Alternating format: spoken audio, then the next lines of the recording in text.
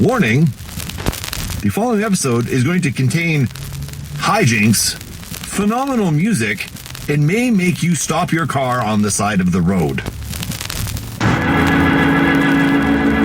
In Obscuria.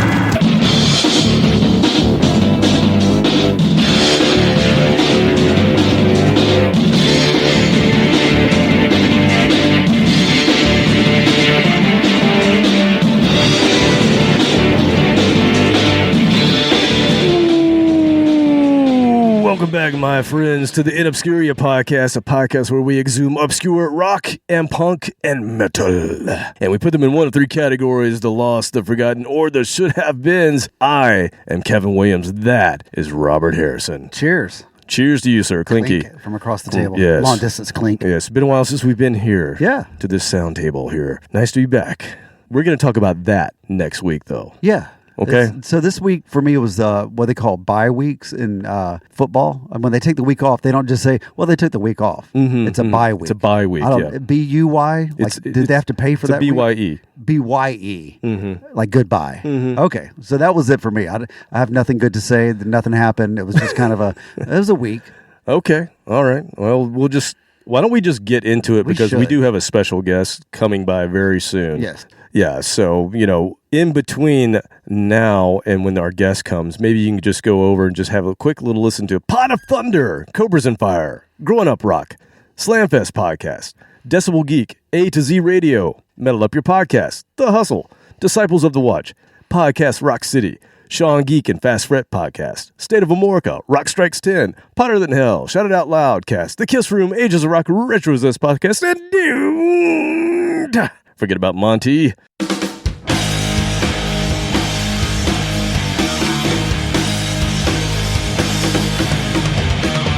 Hey, this is Monty Colvin from Galactic Cowboys and Monty's Rockcast, and you are listening to the amazing In Obscuria podcast. Rock on!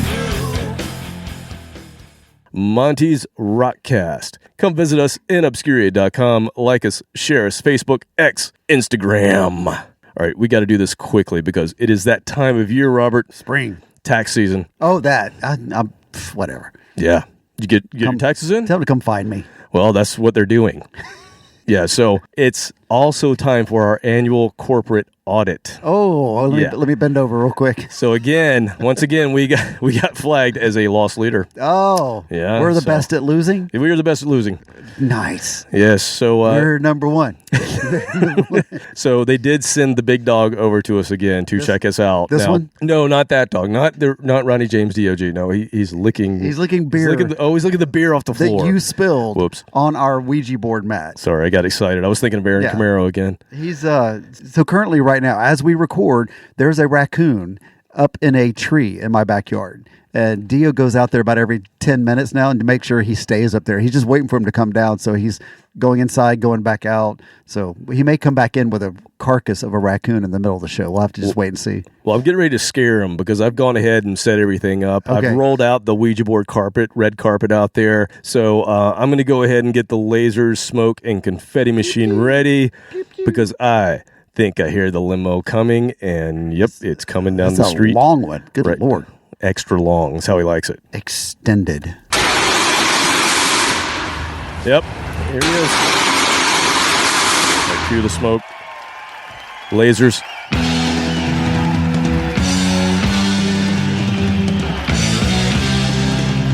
The door is once again opening. I have never seen a man wear so much red leather. Who's that, Sammy Hagar? Is that pleather? I bet that shades. Talcum powder. It's a very long carpet. Shaking baby.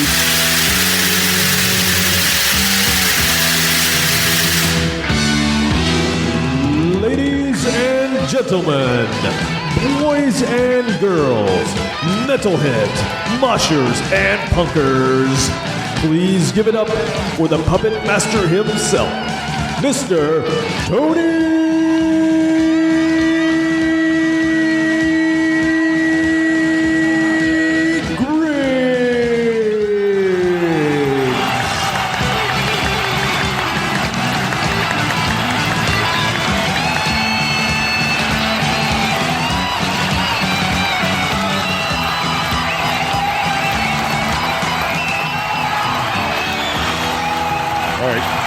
Get your asses home. Leave. Go. Good Lord. Leave, people. We got work to do. Tony. All right. Welcome, sir. Can you believe the chairman's back? Chairman, welcome back, sir. Oh, thank you for having me back. All right.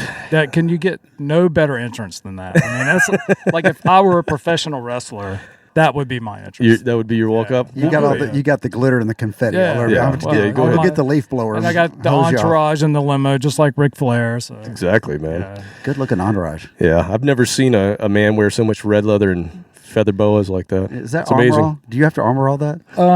I used the Sammy Hagar oil method. Oh, okay. Ah, good. Yes. Yeah, I tried to dress Cabo like Wabo Duke oil. Fame, but that didn't work. Duke I was going to get there was royalty issues with that. Oh, man. So, Tony, you were here last year. You're back again. It's been a full year. You're ready to give us a little audit here. What is going on with you, sir? How are you doing? I'm doing great. It's been cool visiting Atlanta again. You guys are always the highlight of my visit, and I got to keep an eye on you. It's a shitty visit. Yeah. Yeah, really. Hey, you're my last stop. So, Oh, wow. He must have gone to the varsity again. Yeah. We can beat that. There's not many other things that we can beat, but we can beat a trip to the varsity. Oh, yeah. If you don't know what we're talking about, you can look it up on the old internet. But the varsity, for some reason, when people come to Atlanta, they have to go to the varsity, which is really just a very greasy, bad McDonald's. Yeah, That's really what it is. like a Dairy Queen without the ice cream. Yeah. So all the bad food that's at a Dairy Queen, They don't have milkshakes there? well, maybe it's milkshakes, don't but not know. like ice cream. But yeah, it's like the chili dogs that'll just wreck you. Oh, absolutely God. wreck your gut. Yeah. Everybody eats it and then immediately goes to the bathroom. Yeah, it's just Oh, yeah. Locals don't go there anymore. no, I haven't been there in 20 years. It's been at least that. Yeah, you get to a certain age, you're like, nope, don't need that anymore. Don't need that problem. Colon blow. A gut grenade. Yep. All right, so we're just going to get into this because you gave us your blessing, Tony, to do this. We're just going to do it. Some people may argue, but who cares? Because this week's theme, Robert doesn't even know. He has no idea. As usual. Look at him. He's breathless with Clueless. anticipation. Absolutely clueless. Episode 279, Grave Mistake. Blue Oyster Cult should have been huge. Oh. Part 1. I thought they were huge. Okay, well, that's part of the argument. Yeah, we're going to get there. Huge. Huger. Huger. Huger. Yes, huger. More shades of huge. So I think the thing that people don't recognize about that band is they're beyond Don't Fear the Reaper. They're beyond Burning for You. Their catalog is just packed with incredible Beyond a meme about cowbells. Yes, Exactly. yes. We're going to get into that. Now, before we go any further, though, Mr. Chairman, if you'll allow it, I would like for us to get the official in obscurio approval from the Ministry of Diabolica before we go forward. Oh, I Is would cool have with it that? no other way. Our legal stuff, we have to get out of the way. We have to do this. Sorry. Contractually obligated. I am Captain Content. and this is my faithful companion. Mighty K. Say hello. Yes, I totally approve of this episode. God bless you. Bless your heart. Bless your heart. Yeah. Ding dong, ding dong. My love for you is going wide and strong. Yeah. Ding dong, ding dong. Okay, short and sweet. I think that means she's, obviously she gets paid by you, so I think she... Son of a bitch. Did she really? She blessed my heart again. I think she blessed the chairman. Oh, the chair. That's fine. Yeah. She can bless his heart all she wants. Exactly. I take that personally. I think that means she's approving, though. Yeah, So we'll just okay. move forward. All So right. let's get into this Blue Oyster Cult discussion. So, should have been huge, question mark. Huge? They are the Don't Fear the Reaper band. They are the more cowbell band. They have sold somewhere between 24 and 25 million records. We're going to go with 24. That makes them seem more obscure. So 24 million for records. our purposes, yes. And 7 million of that in the U.S., which means they're fairly big abroad. So why are we throwing them in this category? I think Tony already mentioned it. It's kind of like Triumph. We did a 2-parter on Triumph earlier in the year for the same reason. BOC are known for 3 songs, really. Yes. If you break it down, Don't Fear the Reaper, Godzilla, and Burning From You. That's what everybody knows and hears, and maybe not even all 3 of those. And maybe not everyone realizes that it's Blue Oyster Cult. They just hear those songs and they've heard them before, but they don't even know who plays them. They're not in the Rock Hall. They have a very, no pun intended, or maybe it's pun intended, they have a cult following audience. They don't have a huge audience, but they do have a cult following audience. Is that their fan club? Is that what they call them? Probably, yeah. And they don't really have any real mass appeal at this point, and really never have. So I would say they've been largely forgotten, and would have been even more so had SNL not done the cowbell sketch in 2000. I would like to know how much money that translated to. That had to have, was it what? This was before internet music. 2000 was before the downloads. Yeah, so it wouldn't have boosted as much. So they didn't have now. the singles available. Yeah. Now it probably would. They probably could have seen a monetary boost straight from that episode. But I bet anytime that's either re-aired or somebody these days watches it, somebody will go and download or maybe just stream it at this point. After a series of staggering defeats, Blue Öyster Cult assembled in the recording studio in late 1976 for a session with famed producer Bruce Dickinson. And luckily for us, the cameras were rolling. All right, guys, I think we're ready to lay this first track down. By the way, my name is Bruce Dickinson. Yes, the Bruce Dickinson. And I gotta tell you, fellas, you have got what appears to be a dynamite sound. Coming from you, Bruce, that means a lot. Yeah, I mean, you're Bruce Dickinson. This is incredible. I can't believe Bruce Dickinson digs our sound. Easy, guys. I put my pants on, just like the rest of you, one leg at a time. Except, once my pants are on, I make gold records. All right, here we go. Don't fear the Reaper. Take one, roll it. All right. 1, 2, 3, 4.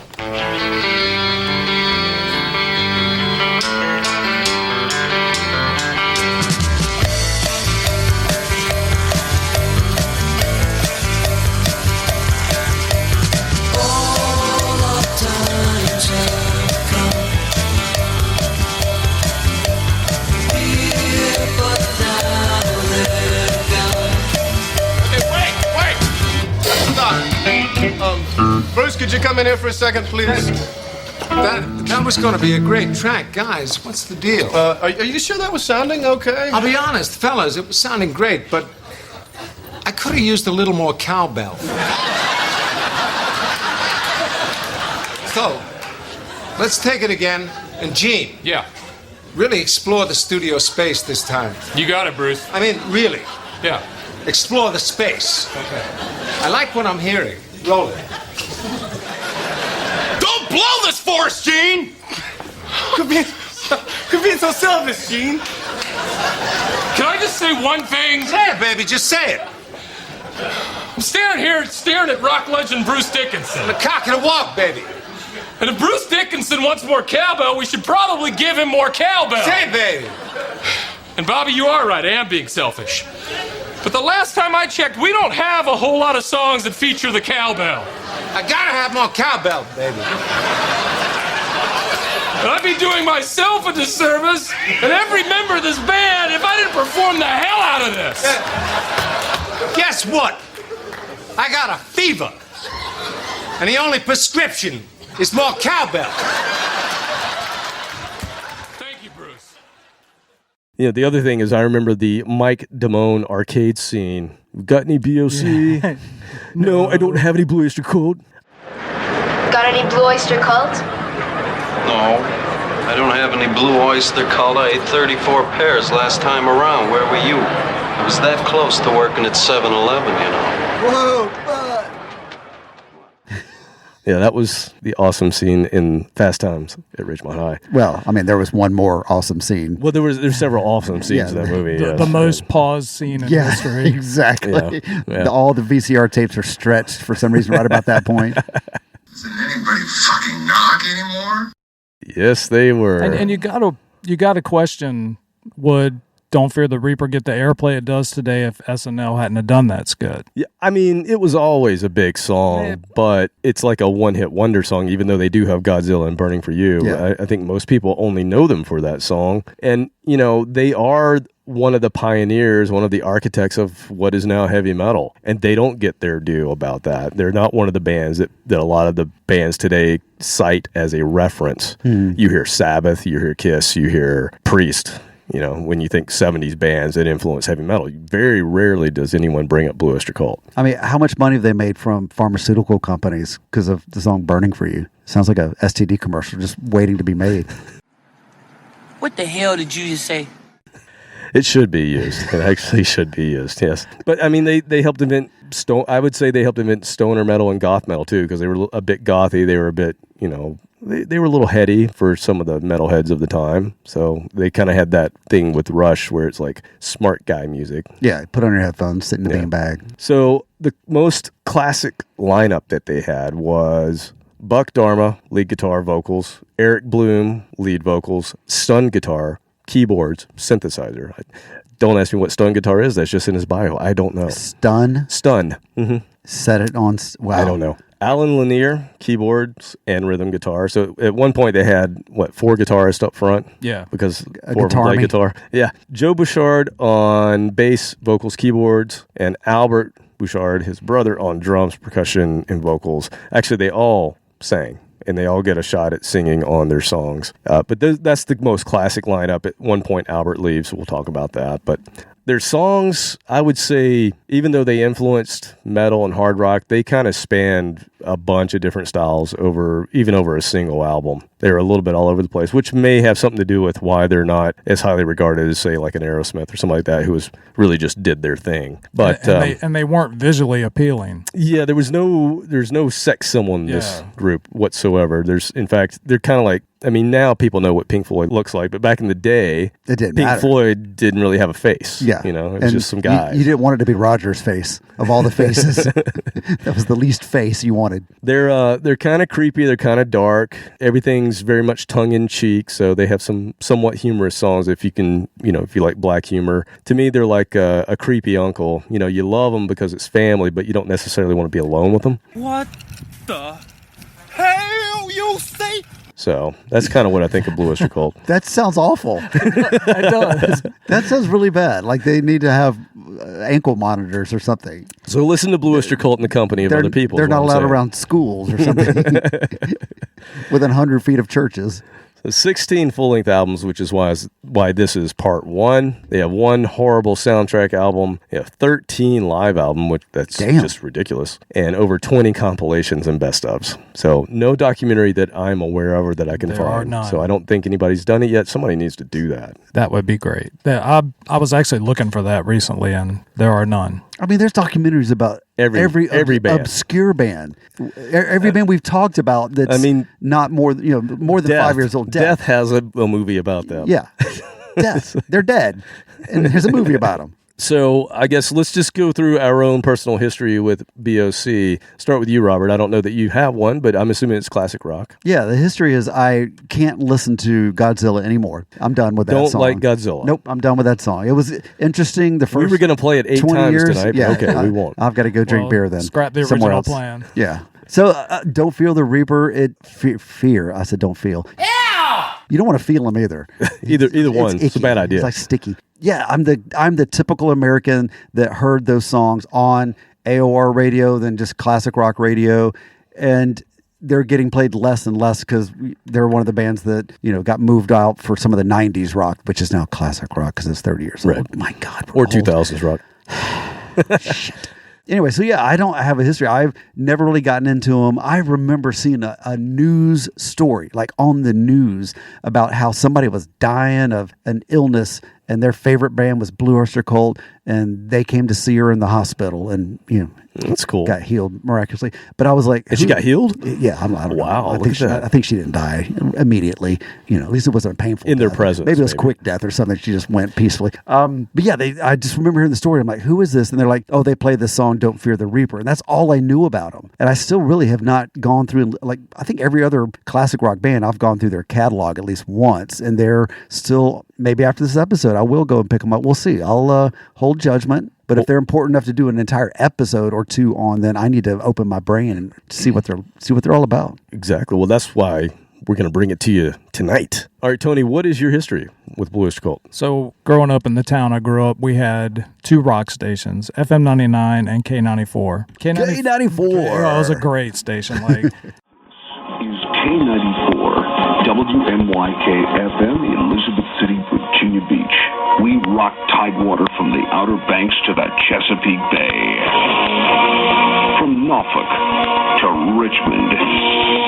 Love Broadcasting beams 100,000 watts of power from a 1,000-foot tower out in the woods of that great dismal swamp.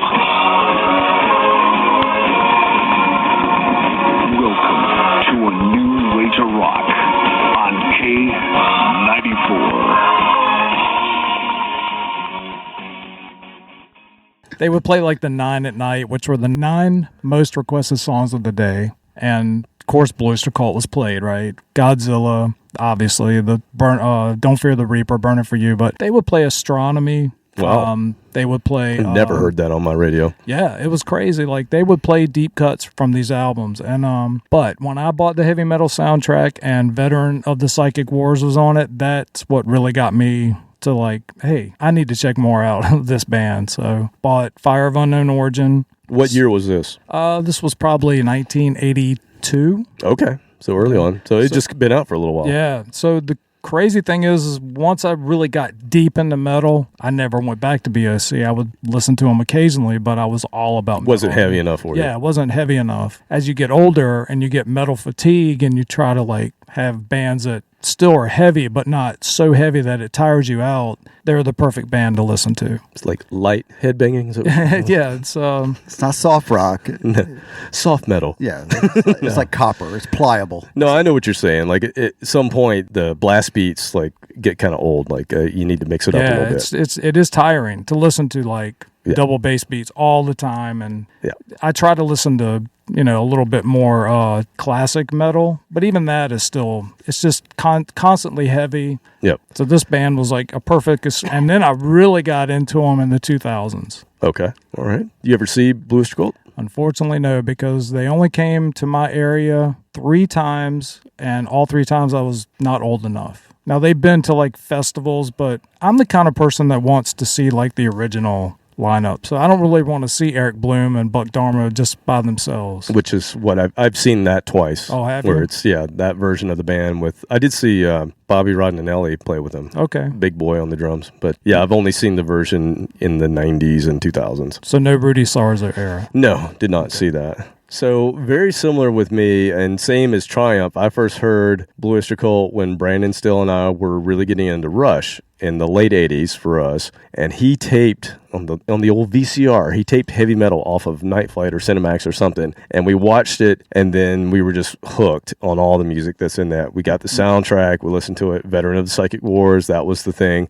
Of course, I had heard Don't Fear the Reaper, but it didn't really get to me like Veteran of the Psychic Wars did. And so when I was visiting my cousin in Wilmington, North Carolina, why do I remember this? I don't know, but I remember visiting my cousin in Wilmington, North Carolina. He took me to, I don't know, a record bar, one of those, and I bought Blue Öyster Cult, Fire of Unknown Origin, and I also bought Ritchie Blackmore's Rainbow at the same time on cassette. And those, to this day, are 2 of my very favorite albums. Just amazing. And what I liked about that version of Blue Öyster Cult, what drew me to them, was the fact that it had a little bit of Rush moving pictures kind of sound and feel to it. That's what really got me. And so I got way into them. I just that tape, and then Brandon, I think, got the live. There was a live album that came out after that. So we were really into that era of the band. And then I kind of let it go until the mid-90s when I was doing an internship, and for some reason that summer I didn't have anything to do except spend my money, and so I would just go buy everything that I didn't have, and I basically bought all the Blue Öyster Cult albums in 1994, and then I saw them at a festival in Charlotte in the mid-90s, and saw them again in Atlanta at Lakewood, I don't know, sometime 2000, something like that. But,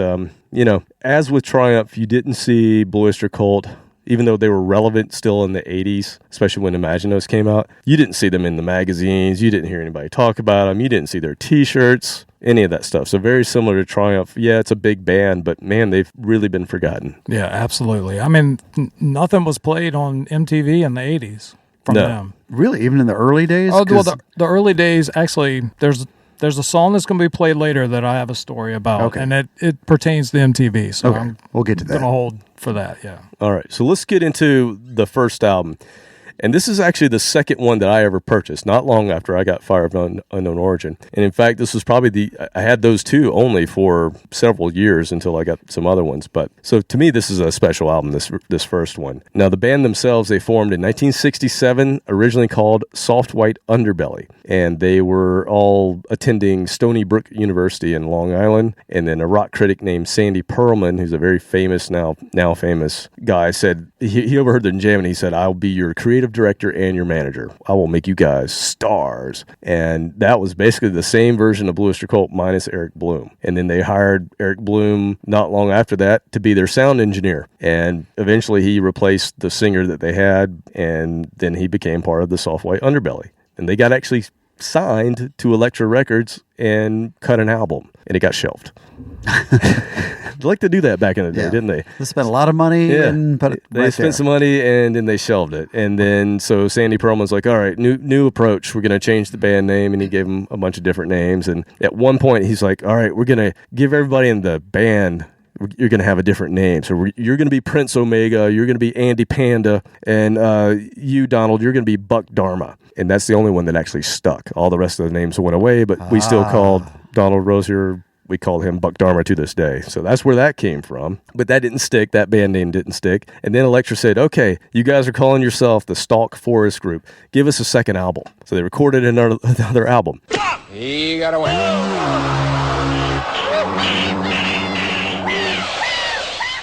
And then that one got shelved. I don't know who's putting money into these guys, but yeah. The fact they kept going, I don't think I would have. I mean, I might have, but I don't think I would. Yeah. After 2 albums getting shelved. I know. They had to just... like, fuck it, I'm out of here. They had to just be horrible. They got a single out. That's all they got out of it, was a single. Eventually, they did release the Stalk Forest stuff, but not until 2001. So then we get to 1971, and they changed their name again, and this time they're Blue Oyster Cult. And that's because of some poetry that Sandy Pearlman was writing, and he called the poetry, or the collection of poems, Maginos, which comes up later, not in this episode. And it contained some characters. One of the characters was the Blue Oyster Cult. It was a group of aliens who had assembled to guide Earth's history. So this is all based on science fiction, which is very much what this band was all about, which again is the appeal of the metal, fantasy, sci-fi connection that they have. They're also the first heavy band to use umlauts. So they got that going for them. Devil Horns up for that. Everybody copied them after that. And they had a symbol. They had the logo, the hook and the cross. And apparently that is the alchemical symbol for lead, or heavy metal. Okay, I'm connecting some dots. See? It all makes lead sense. Lead is one of the heaviest metals. They're metal, man, before metal was metal. So and it's funny you talk about getting Rainbow and Blue Oyster Cult the same day, because if you think about it, Blue Oyster Cult was a fantasy band before Rainbow. Before Rainbow was, yeah. That first Rainbow album came out in 76. Yeah. So, yeah, Blue Oyster Cult already had 4 albums out. If only they'd learned how to say, look out, look out. Oh, man, can you imagine if Dio were in Blue Oyster Cult? That would have been cool. God, that would have been Well, there is a tie-in. They do tour. Yeah. We'll get there. Yes. Yeah. So they were basically a psychedelic hard rock band. They were attempting to be the New York version of Sabbath. And they put their first self-titled album out and started the era that they call the black and white era because of the cover art. So the first 3 albums, all black and white, all kind of trippy sci-fi looking album covers. And this first album went to number 172 on the Billboard charts. And they toured with The Byrds, who I didn't even realize were still around in 1971. That was probably right at the end. Had to be the end. Yeah. They toured with Alice Cooper, which that makes a whole lot of sense, and Mahavishnu Orchestra, which is a jazz fusion group. Yes, spell that. Good luck. Mahavishnu. A lot of vowels and umlauts in that one. Something. I don't think they had umlauts. No, yeah. They're jazz, man. So as far as a single, Cities on Flame was a single. I don't think it charted or did anything, and we're not going to play that song. But I did let the chairman. No, the chairman let me pick. You let me pick this one. Yes, I did. So here's what happened. We each picked songs, and then I just assumed we'd be doing whatever the chairman says to do. And he's like, no, I'll give you a few. So this one is mine. How kind of him. Yeah. and it's great because this record means a lot to me because I've had it almost as long as I've had the very first tape. So I'm going to play the first song off the album, which is Transmaniacon MC, which happens to be about a motorcycle club, and it happens to be about the Altamont incident. I know. If you're aware of that. Yeah. So here we go from the album Blue Oyster Cult in 1972.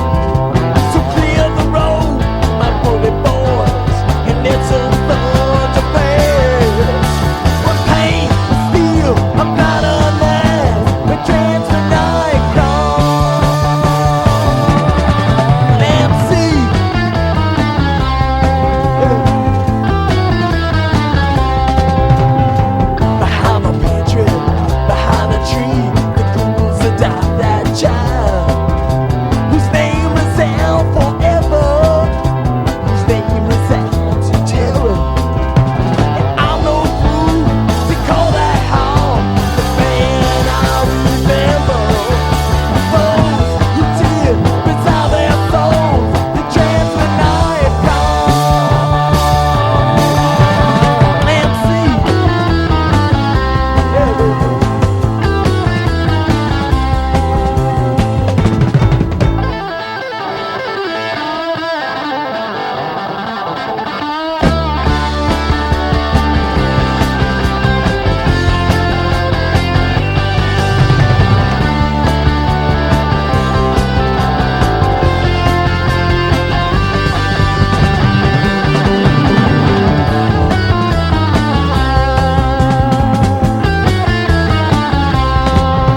And surely we did offer up behind that stage door. Beers and Barracuda, Red and Mono King. Going nectar up and Chipotle behind that stage door. To those who would resign their soul, the Transmaniacon MC.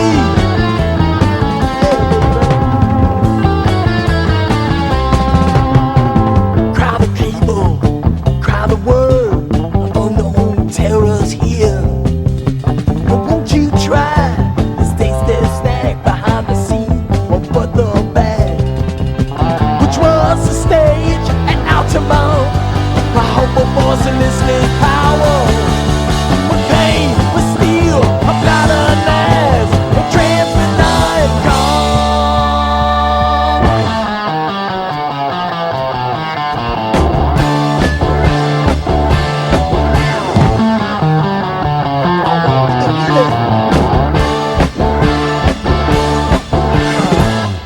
That was before they invented endings to songs. Okay. And we're done. So the intro was very Steppenwolf, and then it just Yeah, that's a good pull. I think you're right. it went right into Alice and Cooper.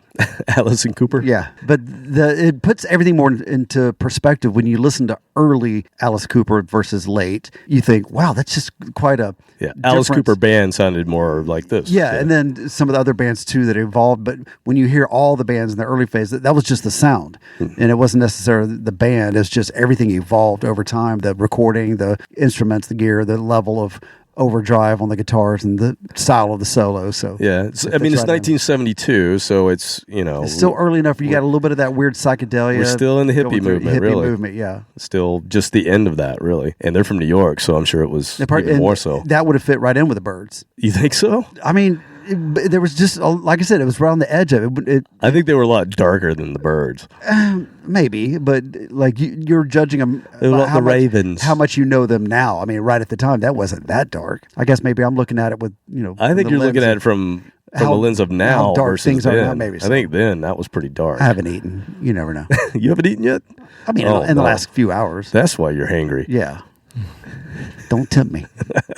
All right. Well, what do you think, Chairman? What bands were heavier than that at that time? There weren't very many. No. You think about Grand Funk was heavier, Sabbath, maybe. That might be it. Purple. Purple, yeah. But even Purple was more blues, I guess. This wasn't really blues based. But you can hear Buck Dharma's style wasn't quite developed yet, but no, a very stock solo, but it served the purpose of the song. It's almost like I think you hit it on the head with your first comment, which was Steppenwolf. To me, it's very much Steppenwolf, which that band had a lot of promise, and then they just went way downhill quickly. But Blue Cheer, Steppenwolf, they became a legacy band within 6 months. I know, basically, of their only hit. Yeah, but Steppenwolf, Blue Cheer. I'm trying to think of bands that were kind of similar to what they were trying to do, which is just a little bit darker. Yeah, you're right. There weren't that many, and this is one of them. In the UK, you had bands like Budgie, and there was a bunch of bands in the UK, but they didn't really have exposure to them at this point. But and some of the other tracks on the record aren't like this, and that's part of why I love them so much. The diversity of every record is very different. Like they got an all blues track called "Last Days of May," which is Buck Dharma just playing the blues, and I love that song too. Yep. And they even have like a little element of, because you've got different singers, and I think Eric Bloom is definitely my favorite singer out of all of them. He has the most unique voice, although probably not the best voice if you're just talking technical ability, but his voice is the most unique, which is why I like it. But he can come across sometimes a little bit Jim Morrison-like as well. Yeah. So they had a little bit of the Doors thing going on as well.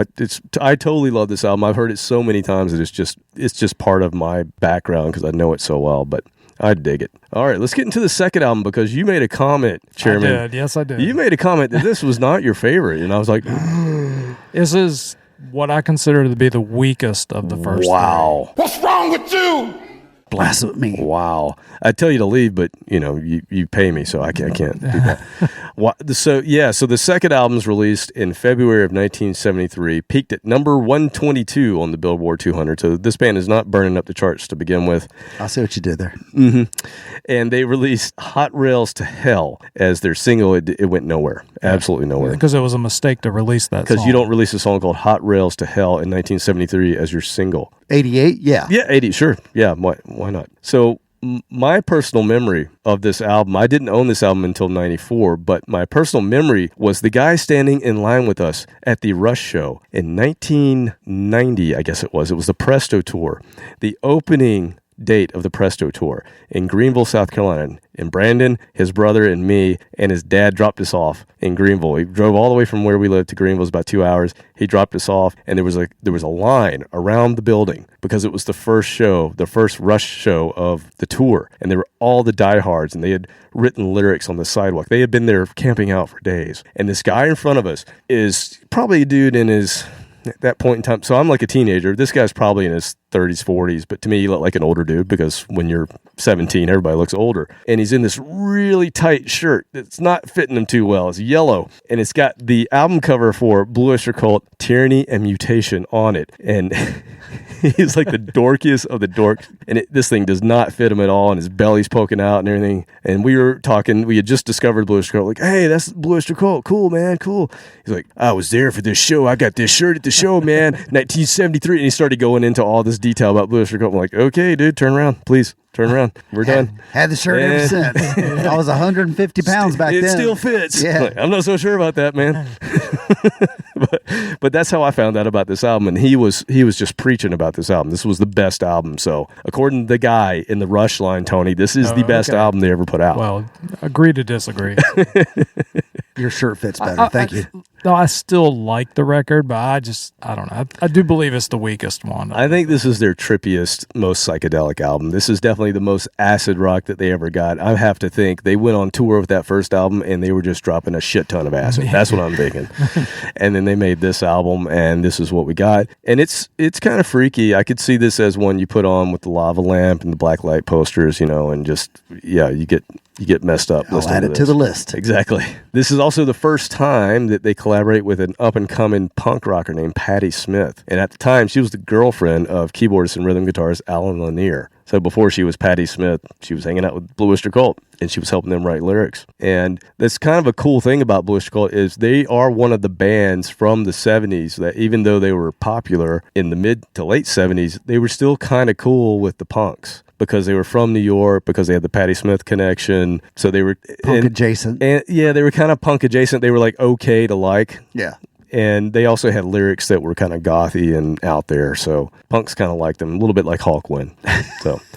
That's hard to imagine, but yeah. Yeah. This is like the American Hawkwind. I'd say that's what this album is, too. Okay. It's kind of that. It's That's a little easy to space rock. imagine. It's a little more space rock. Now, also notable, before we play the song, I just want to say also notable, on December 31st, 1973, a certain band made their official debut by opening at the New York Academy of Music, opening for Blue Öyster Cult, along with Iggy Pop and Teenage Lust. Do you know who that band was? Wicked Lester. It was Wicked Lester, except they were called by that point Kiss. Yes, Kiss. There's your Kiss connection. Where's the dog? He's not even making a noise. He looked up. He looked up. Okay. He was napping. Man, he is just. Hey, the chairman's here, man. Come on. Yeah, put on a show. Oh, look. He went to sleep. Once you said the chairman, he was like, yeah, whatever. He's tired from chasing raccoons all afternoon. Yeah, so Kiss's first major gig was opening for BOC. We'll talk about that a little bit later, but let's get into this song from Tyranny and Mutation, we're going to play. This is one you picked, right, Tony? Yeah, this is, yes. The Red and the Black. Any reason you picked it? I like that it was a song that was actually on the first record, and they redid it. So this is the Red and the Black, but the first one was, what was the name of it? I'll get back to you after the Was song. it the Lamb song? Yeah, the Lamb song. Yeah. Yeah. Okay. You tell your Bo Peep story. Nope. Nope. That story is for That's for the YouTube. Yes, for the YouTube yeah, channel. go listen to the YouTube channel. It's for our Patreon. It's for our Patreon. YouTube, yeah. Yeah, go find our Patreon. You'll get the full story. Yeah, subscribe to that, then I'll tell you the little Bo Peep story. Yeah. With inflatable sheep. How he got kicked out of an S&M bar. How do you do that? How do you do that?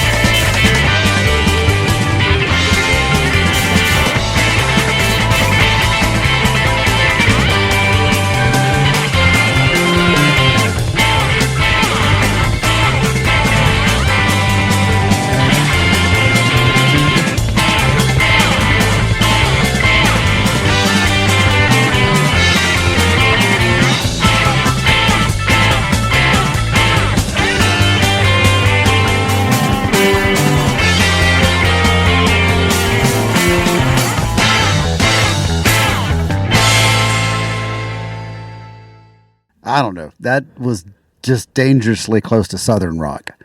All I could picture was some dude dancing a jig. I like it. I don't know what that means, but it definitely has an Allman Brothers, Molly like Hatchet, heavy Allman Brothers. Marshall Tucker, all that just jam, and that was huge. That was the heyday of some really good Southern rock back then. So I don't know. Maybe it was a coincidence. Maybe they heard that and thought, we want to go in that direction just a little bit, because it was a big thing. I dig it.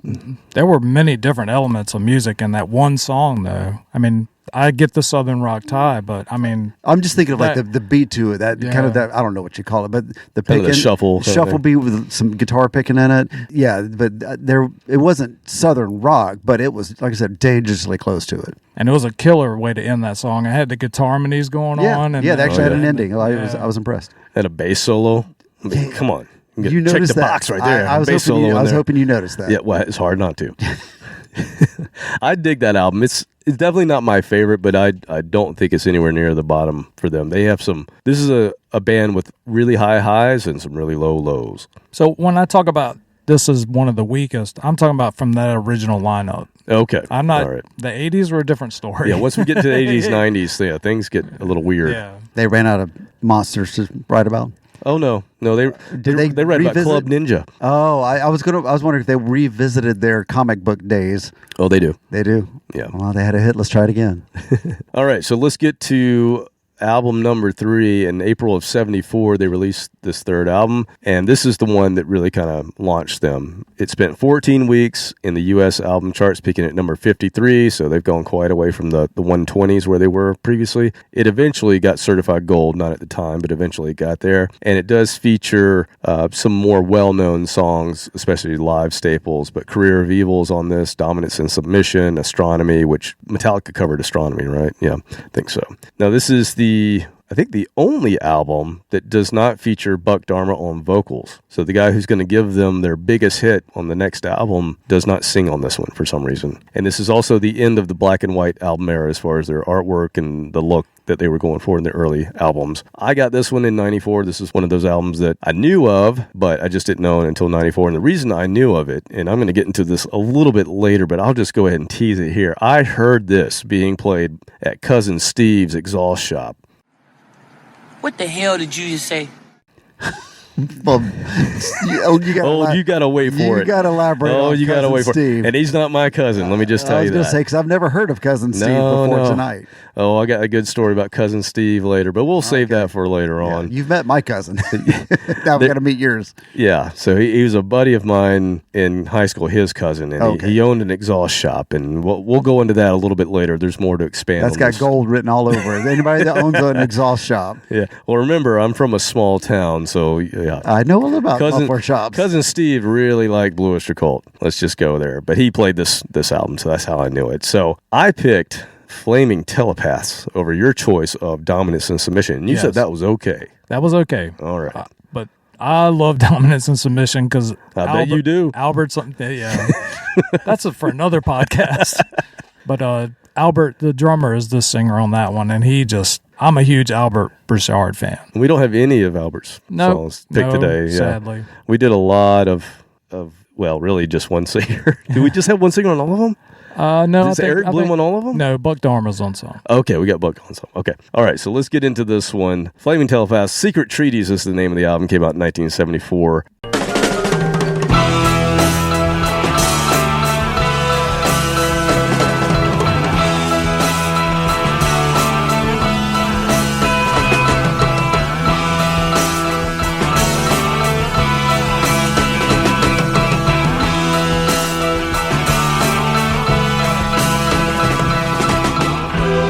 Well, I've opened up my veins too many times, and the poison's in my heart and in my mind. Poison's in my bloodstream, poison's in my pride. I'm after rebellion, I'll settle for life.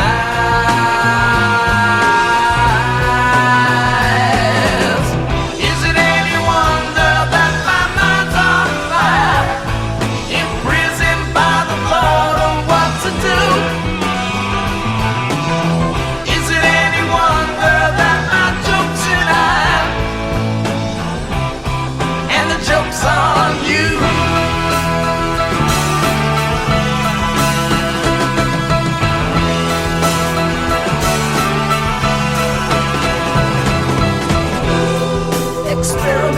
that failed too many times. Transformations that were too hard to find. Poisons in my bloodstream, poisons in my pride.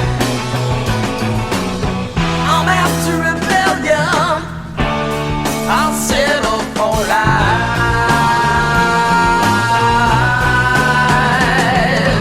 Yes, I know the secrets of the iron mind.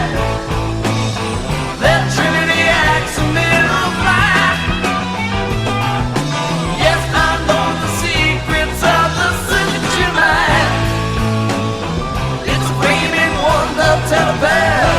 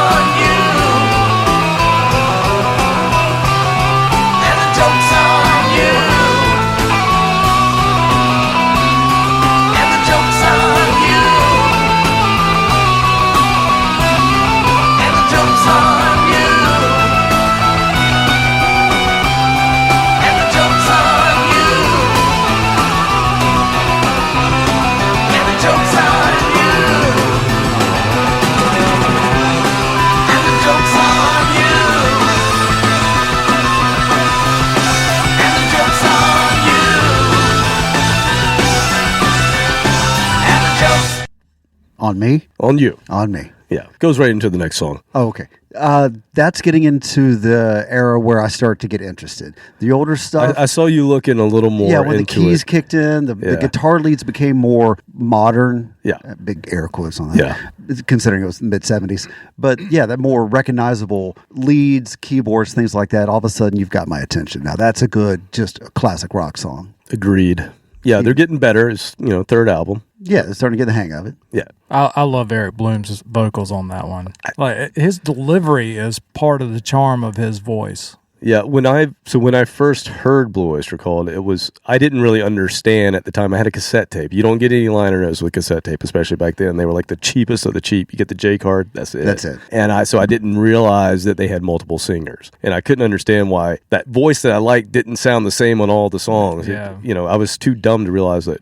well, maybe you should consider Different that there were different people singing. He's just different, had different moods. That's not how they did it in the 80s, man. You had one singer. Yeah, that was you didn't have only that one band that I was into had multiple singers. You know that band, right? I mean, no, Geddy Lee pretty much did all the singing. Yeah, you don't remember when Neil did sing for a little bit? Did he? He said, "Roll the boats."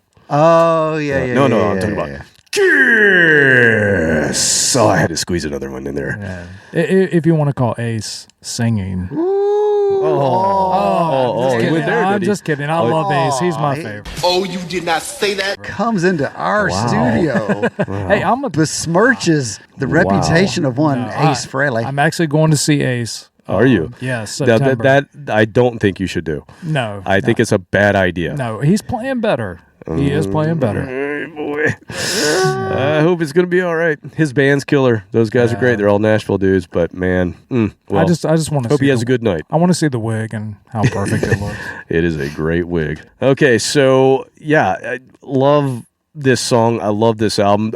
This album has actually grown on me over the years. This is one of my go-tos now, above any other Blue Öyster Cult album for some reason.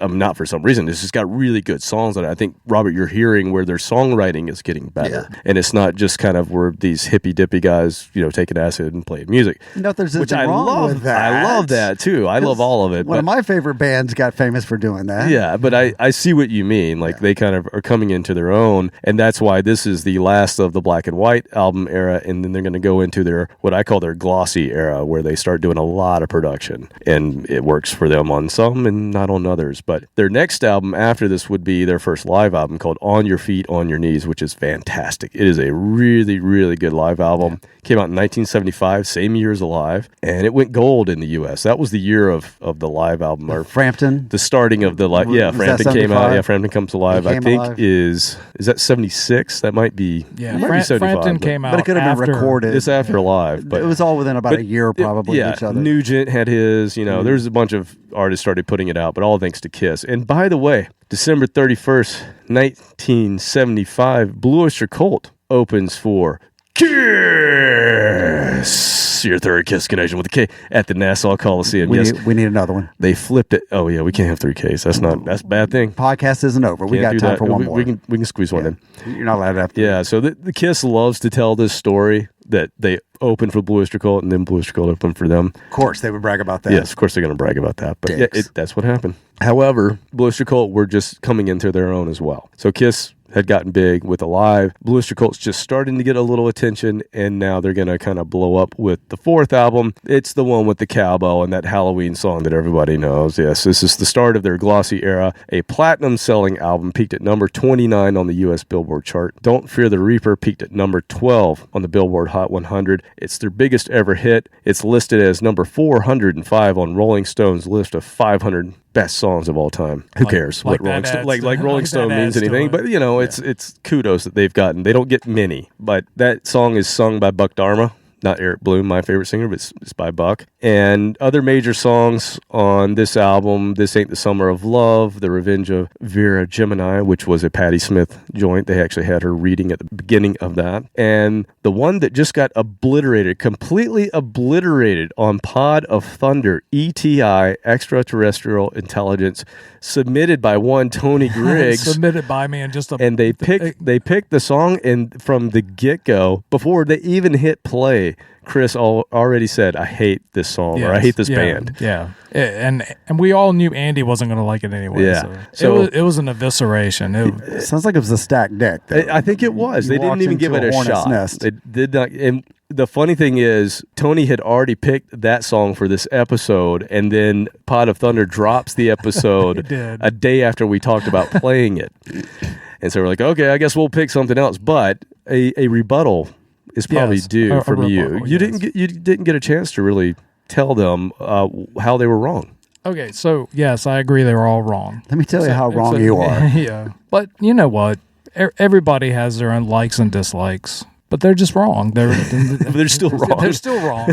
I don't think they gave it a fair shot. No, I'll be honest. I think premeditated in their head that I think as soon as Chris said what he said about, this was the older brothers, the older Stoner brothers bands, these are the bands they liked, and we didn't get it. We were into Kiss. As soon as he said that, the other two, the Jones brothers, were like, "Oh, we're not going to like this." Well, Nick loved it. Yeah, well, that's true. Yeah, Nick usually has a pretty open mind, but I'm glad you came to this podcast, which is the most open-minded and non-prejudicial podcast out there. Let me just put that for the we record. can say that. Yes, with confidence. Yes, we can say that. Well, look at all the metal bands I send you. You have to be open-minded to like that. We still rag on bands, but we still love them at the same time. But I don't think they gave this a fair shot. Now, here's where I kind of turn a little bit. So if anyone that I knew growing up had a Blue Oyster Cult cassette or maybe CD, mostly cassettes at that time, if anyone had one in their collection, this was the one that they had, Agents of Fortune, because it had the song on it that everybody knew.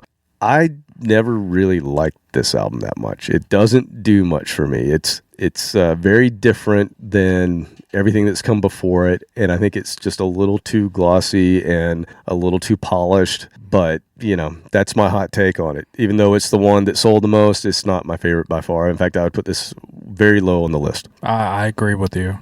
I like This Ain't the Summer Love, ETI.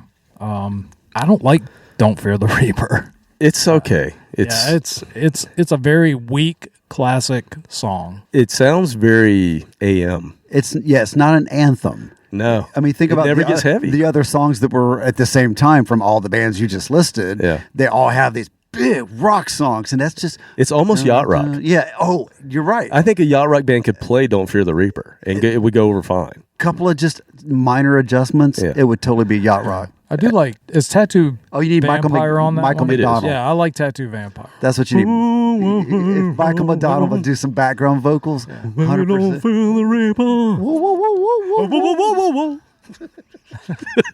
and think about it's on almost every Halloween playlist. And to me, it's not even spooky. It's not spooky at all. It's not scary. I think at the time... It kills a party, too. Let me tell you, if you've got a good vibe going to a party, it will kill the vibe. Yeah. Because it's not danceable. It lowers a boner. Funny. It totally lowers a boner. It's a lower.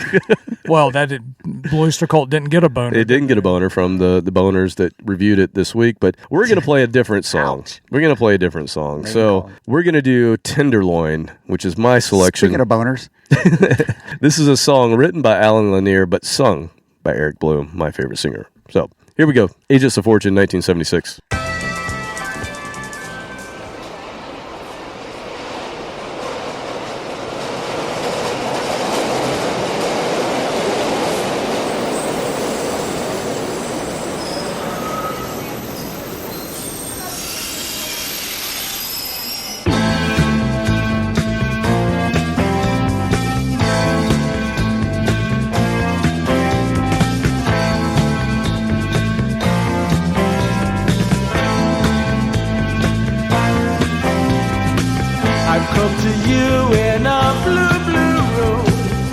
Some abuse and some heart.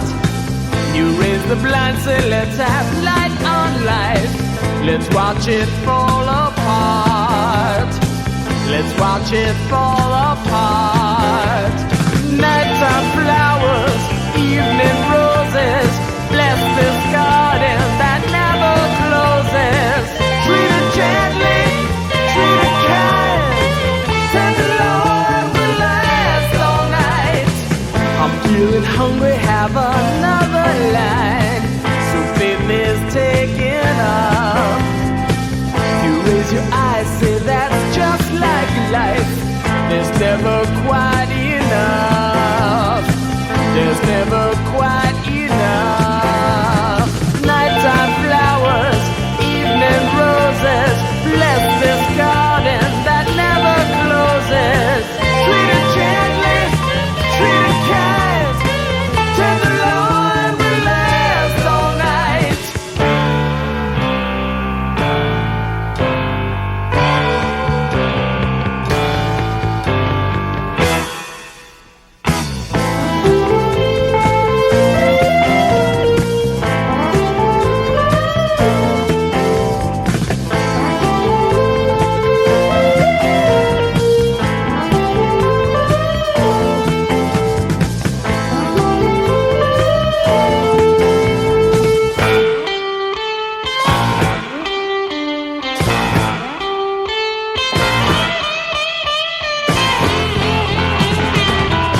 come to you in a blue, blue room. By some abuse and some heart. You raise the blind, say let's have light on life. Let's watch it fall apart. Let's watch it fall apart. Let's watch it fall apart.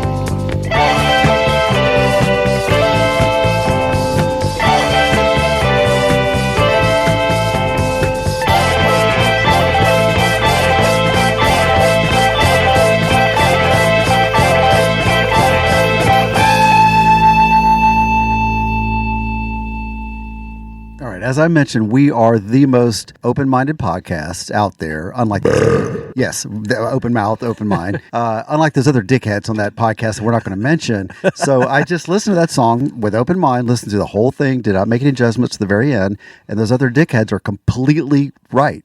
He got away.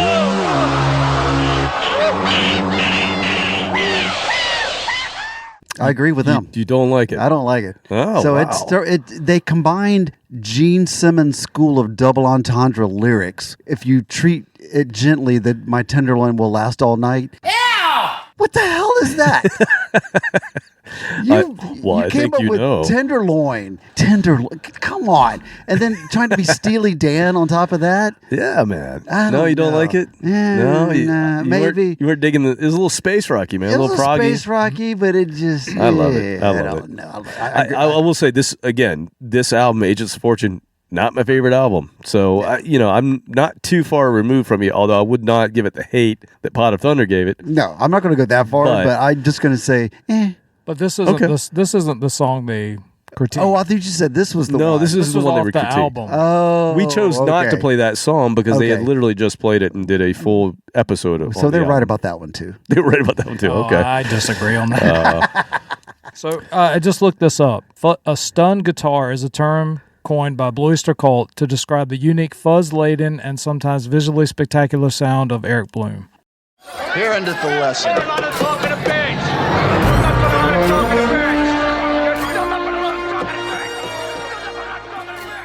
well, there you go. Only Eric can do stun guitar. So they created the term. They also mention on Pot of Thunder. Now, just listen. If you just heard Eric Bloom sing, they said that Eric Bloom was a horrible singer. No, I wouldn't. He's a great singer. I'm going to disagree He's with got that. a very unique voice. He does have a limited range. Yeah. But that's kind of the appeal to me of his voice. It's very unique. Just like Ace Frehley. It's just unique. Hey, Curly. Yeah, it's just, I don't know. I disagree. Agree to disagree. How about that? I love Eric Bloom singing. Yeah. I just love his delivery, and I think he sounds great. He stays in the pocket. Right, but I will give them one bless your heart for trying. His hand was in his pocket during this song. Oh, I imagine. Tenderloin. Because there was no stun guitar. Tenderizing. But yeah, they tried. They were trying something different, and I give them a little bit of props for that. They were also the first band on this tour. They were one of the first band in 1976 to use lasers, pew, pew. Which I think they were really dangerous back then. I think people lost their eyeballs. Oh yeah, there's a couple of guys with patches. one of the roadies. A lot of one-eyed roadies back then. I heard that story back in 92. Yeah, I was on stage. Shot me right in the eye. God damn it, I can't see. Stupid lasers. But they were the first. And so on the next album, they actually have the lasers featured. They're actually holding the lasers. And it really doesn't come across on the album art very well. Yeah. It just they didn't really understand how to capture it.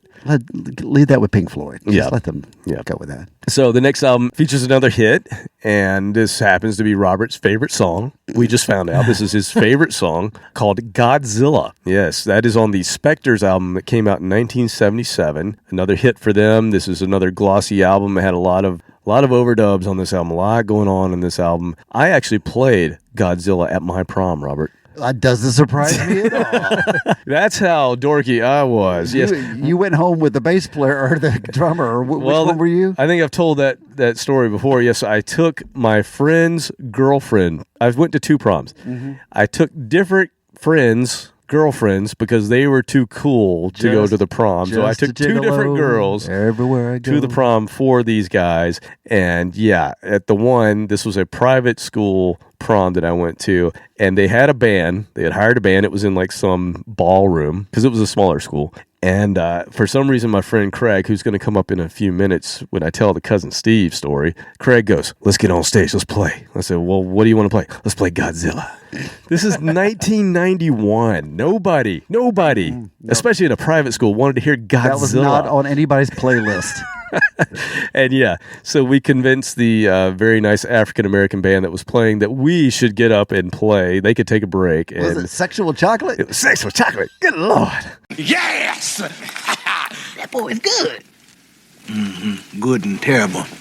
Yes, we managed to persuade them to let us use their instruments, and I played drums on Godzilla at a prom. And so the other guy played, was it just the 2 of you? No. Connor played bass. Connor was there, and Brandon was there. Y'all had played it before, or we had covered it before. Okay, yes. Still, that's pretty cool. But nobody else thought it was cool. But I think nobody else thought it was cool. I thought it was cool, especially all the punk rock kids that were there, because that was kind of what the private school kids were into punk rock, and they just weren't into it. I would have been impressed. But I think it was covered. Godzilla has been covered quite a few times. I think it was covered better by Fu Manchu. They did a badass version of it. Widespread Panic has covered it. Smashing Pumpkins and Racer X. Smashing Pumpkins? Yeah, Smashing Pumpkins covered Godzilla. Yeah. So do you dislike Godzilla because of the oversaturation of it? Or the song? No. It's or the fact that it's about a scary monster. No. Well, I wonder because I also have the same feeling with Werewolves of London. Like I didn't want to hear that song ever again. It's not the monsters; it's the repetitive nature of that song. Godzilla is just overplayed. I've heard it's in the same list as "Fool in the Rain," Led Zeppelin. But I don't ever want to hear that song again because I've heard it so many times. I don't want to hate the song. Like I've got to cut it off before I completely hate it. Okay. I just don't want to hear it right now. Right. All right. I love that song. It's like I'm going to say it again. It's a perfectly fine song. It's just been way overplayed on AOR classic rock radio. Yeah, and it's it's part of the reason that they have sold a lot of records. But again, that's one of 2 that really gets played. I did not make a dime from it. I would like the song a lot better if I'd made a lot of money from it. So this album was released in 1977 in November, and the production and the approach very similar to the last album. I think they wanted to capitalize on the success of Don't Fear the Reaper, Why Wouldn't You? But this one didn't go platinum. This went gold. So this was a step down for them from where they were previously. And this is another album where they actually had everybody in the band have a lead vocal or 2, and so that means there's less Eric Bloom on this album, which means I don't like it quite as much. But it's still I think this is a better album for me than Aegis of Fortune, but I know that a lot of people feel differently. I think they're definitely sister albums. They're very similar. They're very similar, but to me, it's superior to Agents. Yep. And I'm going to play a song that they would go to use as their show opener a lot. I mean, I only saw them twice. They used this as their show opener, and I think they used it on a couple of live albums I've heard. So we're going to play the song, Are You Ready to Rock?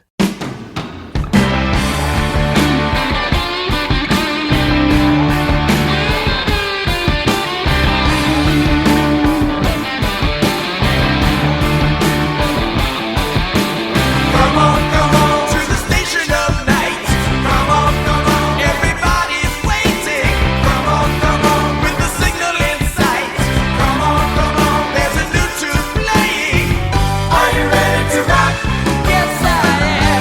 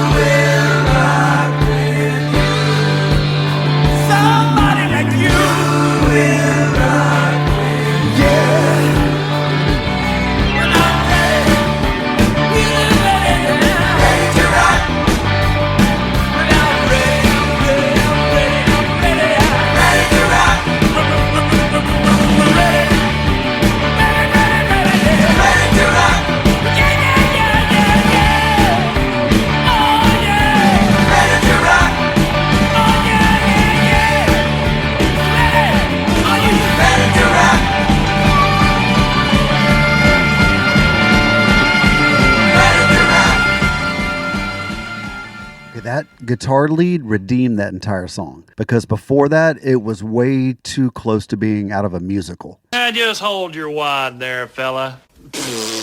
Hey, you ready to rock? It's like a Grease 2 or Grease 3, Maybe a little Styx-ish. A very Styx-ish. I was going there too with it. But when you have a song that's like, are you ready to rock? And it's like, hey, jingle, jingle, you ready to rock? Yeah. It's a little too jazzy. But then the lead comes in. I'm definitely had more of a 50s rock feel. That's what I'm thinking of Grease. I don't know why, but yeah. But then that lead, I'm like, that was pretty sweet. It was a little short, but damn, that was good. I'm like, I give it a, yeah. I also, I think I heard from the spirit of Leslie West. And he said, God, what at the very beginning, yeah. Mississippi Queen! Come on.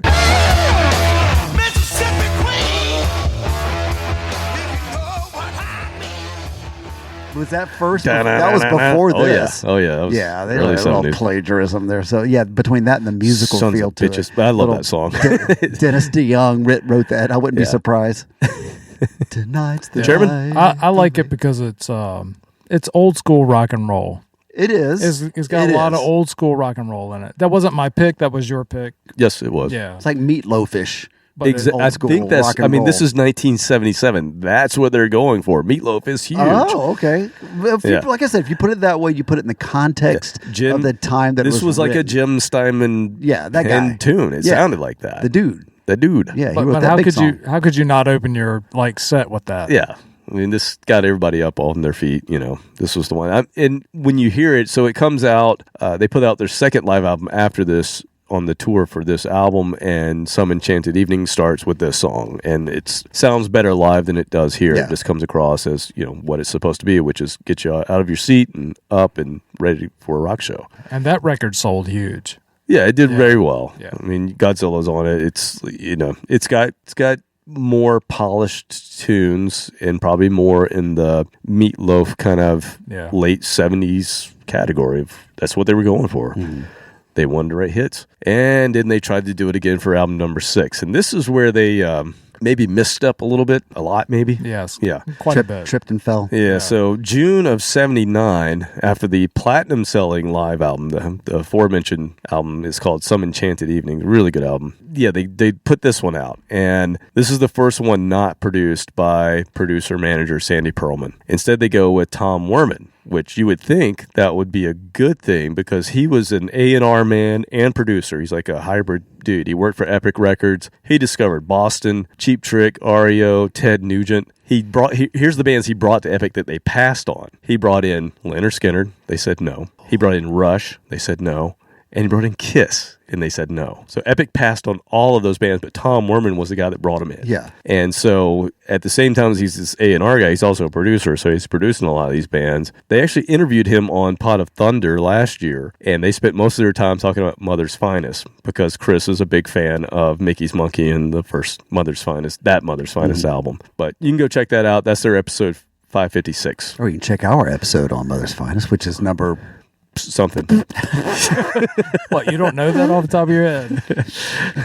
I'm surprised you remembered we played Mother's Finest. Sometime in the past 5 years, I know. We played them twice. He just snuck a peek at the banner. Remember. It's down here. He didn't see it. It's in quadrant number 4. It's not a banner, it's a cheat sheet. This is exactly right. So this is the end of their glossy era of this trilogy of albums. It is the glossiest album. It's called Mirrors. And I'm sure they had good intentions that this was, but to me, it's just a mixed bag. Now, here's where we get to the Cousin Steve story. Steve.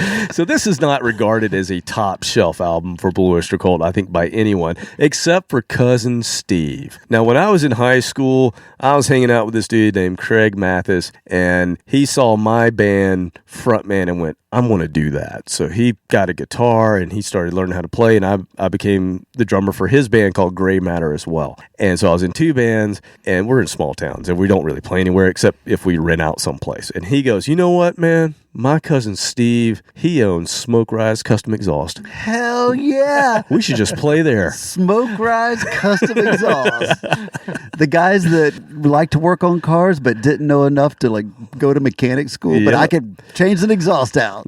Cousin Steve He was a character, man. He goes, my cousin Steve loves rock and roll, man. We'll just ask Steve if we can play there, and we'll just have people come out there to smoke ride. Just sweep out the engine bay. So we went out to see Steve, and he's like, man, and he's a good old boy. He's like, man, let me tell you something, Kevin. You need to listen to Blue Oyster Cult. I was like, oh yeah, I've got one of their tapes. He's like, no. You need to listen to Mirrors. It's the best Blue Oyster Cult album there ever was and ever will be. And he had like a greasy copy of it in his shop, and he was playing it, and he was playing some other. He just loved Blue Oyster Cult. Cousin Steve did, and he goes, cassette or album? Cassette. Yeah, oh yeah, this is like 1989, 90. Flipping that cassette over with greasy fingers. Yeah, and he goes, I'll let you guys play here. I tell you what, I'm going to put the car lift up halfway, and we will build a stage on top of it. Oh my God. This is epic. I've never heard this story before. And we invited our friends. So we had 3 bands. One band actually we had 4 bands because I played in 2 of them. We had Frontman, Gray Matter. We invited a thrash band, friends of ours that lived in the area. And then we invited a band from the private school, a punk band. And they were called Tonka. And they showed up and they played first. And the drummer showed up with a bucket, and all of his drums were inside the bucket. And he set all the drums up, and then he turned the bucket over, and he sat on the bucket, and he played. Tonka were great, but they were like way out of their element at the Smoke Rise Custom Exhaust where we played. So did everybody, the audience, were they inside or they outside? They were outside. So what Steve did, what cousin Steve did, is Steve opened up all the garage doors, and everybody was just hanging out and drinking out of a keg and having a good old time. A bunch of miners at a muffler shop drinking out of a keg. Yeah. Small town, South Carolina. And with then, a levitated stage. Oh, it gets better, fellas. It gets better. And then Steve, who's had a few of these, what I have in my hand here, a little mural of light. He's had a few of these, and he goes, in between sets, we got a set breakdown and set up drums and all that stuff. And he's like, let me show you how I can ride my motorcycle. And so he decides to get on the bike, and he rides around. And then all of a sudden, out of nowhere, South Carolina Trooper. Boom. Yeah, I was going to say, you don't think that would have got some attention. Yeah. Grabs him, throws him across the hood of the car, cuffs his ass, and puts him in the car and hauls him off to jail. End of show. So, well, let's explain. Was he arrested for drunk driving or for hosting minors at your place of business? He was arrested for drunk driving and reckless driving on a motorcycle. But nothing to do with the kids? Well, that's why high school kids drinking alcohol. That's why we stopped the show, because, hey, look, there's Steve. Oh, shit, Steve's getting busted. Everybody leave. Everybody run. Throw the keg in the woods. Yeah. That's not a story that everybody can tell. No, I'm just saying. That is unless you're a redneck. Did you still have a mullet? Oh, I had a mullet at that time. Yes, I sure did. Yes. Yeah. This is straight out of I can think of 2 or 3, not almost.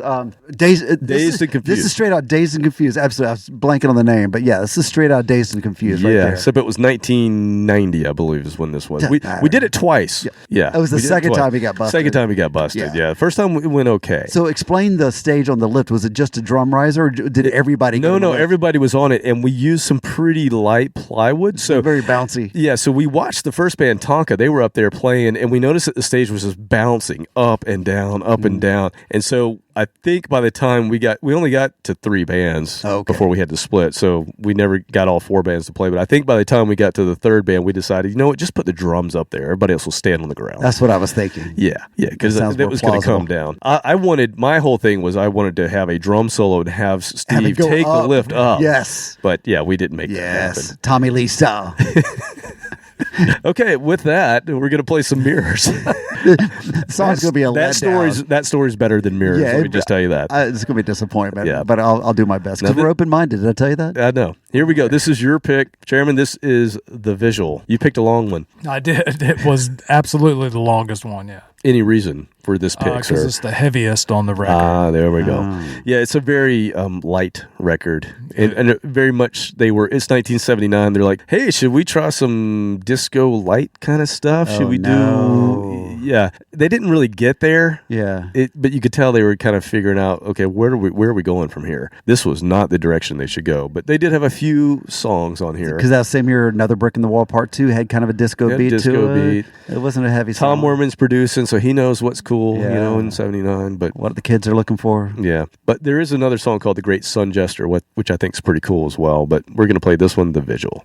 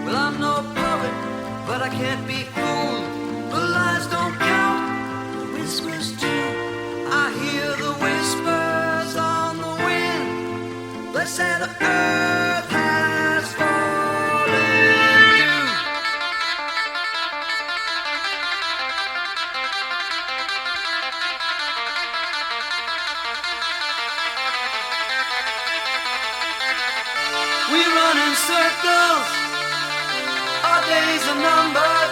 Every night I look away to the heavens and I pray.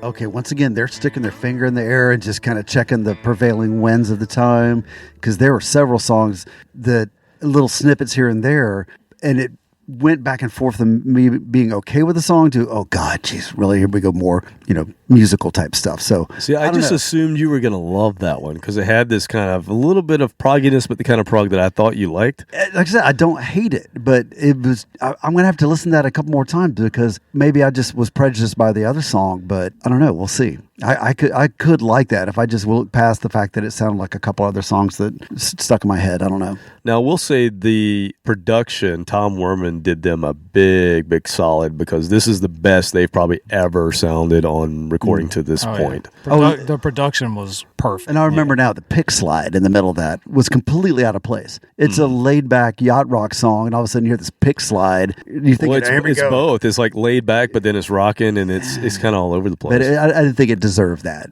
Okay. Yeah. All right. No to the pick slide. No. Yeah. All right. You need a badass. So if you're gonna do the pick slide, you better come swinging.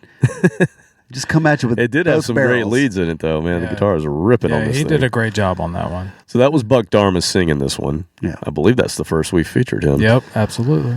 And any more thoughts on this song for you, Tony? I felt like it could have been cut down a little bit. Oh yeah, it was bloated. Yeah, it's their 79 progginess. Like, oh, we'll check this box, and then another song, Dr. Rock. That's checking like the. Once again, I don't know what box. The biggest that's band that year, 79. I think that was the peak. Pink Floyd, and their songs weren't exactly single worthy. A lot of them were droney. There's a lot of really not so great songs on this album, though.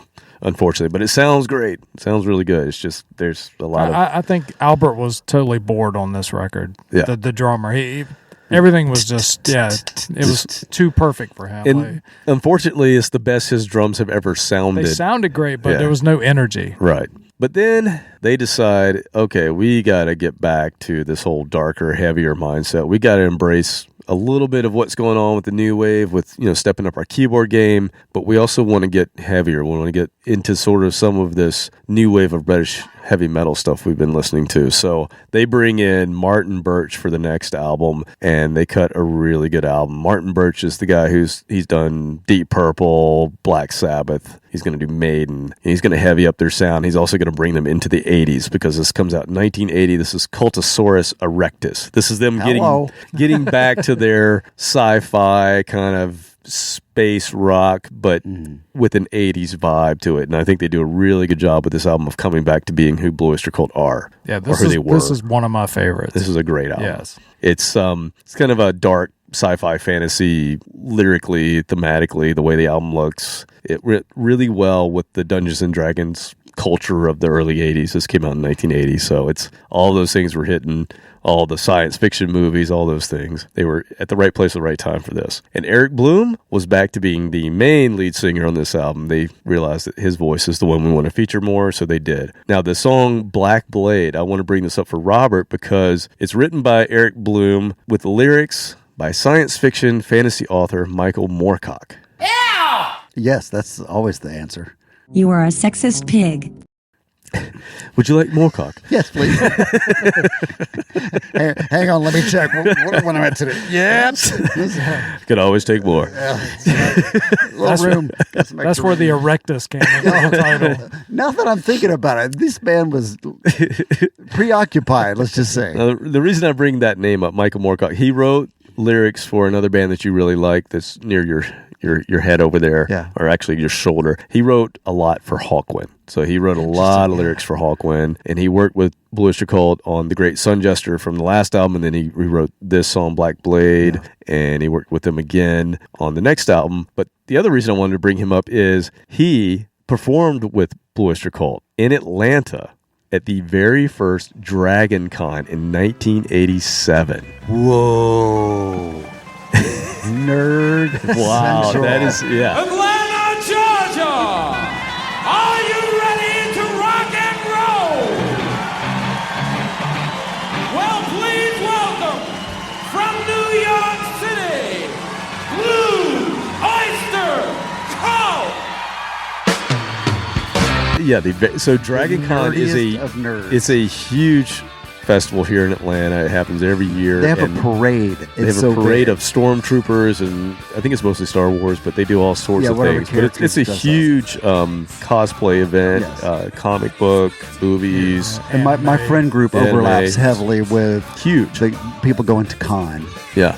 But so the very first Dragon Con featured Blue Oyster Cult, and it featured Michael Moorcock with them performing some songs off this album we're about to play. So, just a little bit of our history. Little connection to here. ATL. Yes. This is also the album when they went on tour. They did a co-headlining tour with Black Sabbath, the Dio version of Black Sabbath, who were doing Heaven and Hell, I believe, at the time, and they were supporting this, and it was called the Black and Blue Tour. And I remember, I've mentioned Square Records several times in my little hometown. That was our record store. They had the video that you could rent, the Black and Blue. They made a VHS tape. I wish I had bought that off of them when they were selling all their stuff off, but I did not. Classic. I wish I had that. Collector's item. Yeah. But it was I just remember looking at the cover, I would go in there and just kind of drool over everything. And I was like, oh, Black and Blue, that's so cool. I never actually watched it. You ever seen it? I've seen it, yeah. Is it good? No. Just concert footage? Yeah, it's just concert footage. Okay. And it's cut down, and they don't even pick their best songs. So. Yeah, and there was a lot of issues with that tour. Like, they didn't get along. Sabbath would play long if they had to open for a cult, and it was a lot of problems. So were they going like back and forth? Yeah, it was like a co-headliner thing. Yeah, so you do one show, we'll do the next. But I guess Dio liked them enough to put them on Hearing Aid. Right. Because Bloom and Dharma played on Hearing Aid. In fact, Bloom sang the line right before Paul Shortino, a rough cut reference. Oh, my God. There's a rough cut reference. How about that? He got it in. I did. He's good. Wow, that's really good. Drive down here more often. All right, so Chairman, what'd you pick off this one? What are we doing of Cultosaurus Erectus? This is Monsters, and this guitar riff, I love this guitar riff. And is this a Buck Dharma, or is this a Eric Bloom? I think this is a Buck Dharma. Okay. All right, our second Buck Dharma. Here we go.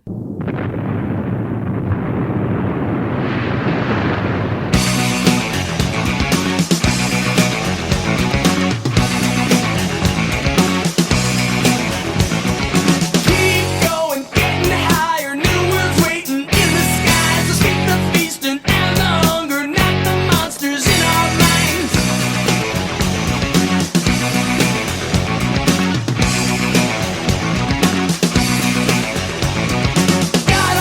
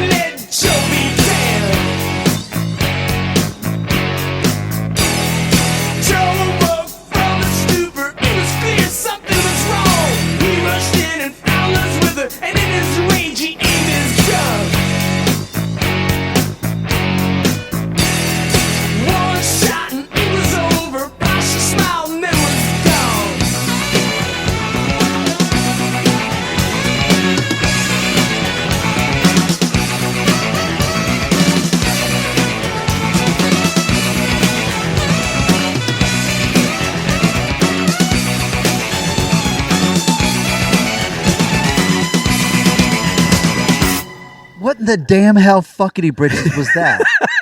I just knew What this the was going to be your hell? favorite new song. Dude, is this it's not my birthday. You're not pranking me. I don't know what the hell. You didn't like this one, huh? No, I'm not upset because I didn't like it. It just, the intro, I'm like, okay, that's kind of annoying. It's kind of, repetitive, but I think this is the point. It's about to rock out. And then Vince Guaraldi shows up with a little jazz interlude. And I'm like, I should be drinking a fucking martini. And then it goes back to the da-da-da-da-da-da-da-da-da-da-da-da. I'm like, okay, where are they going to go from here? And then back to jazz again. I'm like, oh my God. I know I haven't eaten in 3.5 hours and I'm probably hangry as hell. That's what it is. We need you to eat. This song is triggering me. I'm triggered. Okay. There was no trigger warning on this song. Well, it is called Monsters. Well, yeah, I should have known better.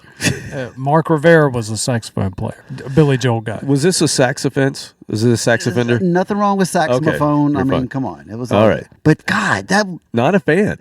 I could tell. It Not was a fan. fighting in my brain. Like each part. If it was just the jazz part, I think I would have liked that. If the would have gone somewhere, which it did not. It stayed right there. It just sat there and just taunted me the entire song. I wanted to kick it in the nuts, but I agree. This is very kick-ass. I love it. I agree with you. My one, I guess, I wish they would have, when they were singing Monsters over top the lead, like take that down a little bit and pull the lead up a little bit. I mean, it's 1980. It's very of the time. Maybe it hasn't aged as well, but I think it's like progressive, heavy rock. I don't know. I love it. I think it's cool. Do you think they're hiring over at Pot of Thunder? I'm going to send them an application just in case. Wow. Okay. Yeah. You're definitely siding with the Pot of Thunder gentleman tonight. I don't know if the chairman's going to be happy with us here. I'm eyeing him from the side. Side-eye. Side-eye. It's been a tough year. We might have to make some cuts. All right, let's give you our final album. We're not making as much money because of the tariffs now. That's right. It's all about the tariffs right now. We have to have some cutbacks. So the final album, this is where it all started for me. It's where it all started for you, I believe. This is Fire of Unknown Origin, 1981. Again, I was really into Rush moving pictures when I discovered this. So this to me is like Can we play some Rush? You're gonna like this one. You're gonna like this one. You're gonna like this. This whole album is amazing. Right, I'm open-minded. Once again, open-minded. It's back open. It closed for a minute now. Okay, it's back. Right, open. Come back to us. I'm open now. But to me, this album is it just sonically it goes along with moving pictures so well. So if you like moving pictures, you should definitely check out Fire of Unknown Origin. Came out the same year, just similar in vibe, I would say. So this album actually did really well for them. Came out in June of 81, featured top 40 hit Burning for You, which was #1 on Billboard's Album Rocks chart in 1981. Became the band's highest charting studio album on the Billboard 200, peaked at number 24. So 1981, Blue Oyster Cult's been around for 10 years and they're doing pretty damn well. It's the final studio LP featuring the original lineup. They had a falling out with drummer Albert Bouchard during the tour for this album, and his brother Joe stayed in the band. Could only imagine what that Christmas was like. Dick. Yeah. So, anyway. And they actually did an MTV concert with their drum tech, Brian Downey. Who took over. Yeah, who took over. But it's a I don't think it was Brian Downey, was it? I thought it was Brian Downey. Yeah, I thought he was in Thin Lizzy. Nah, let me check that. Let me check my... We have staff for that. We got staff. They'll check it out for us.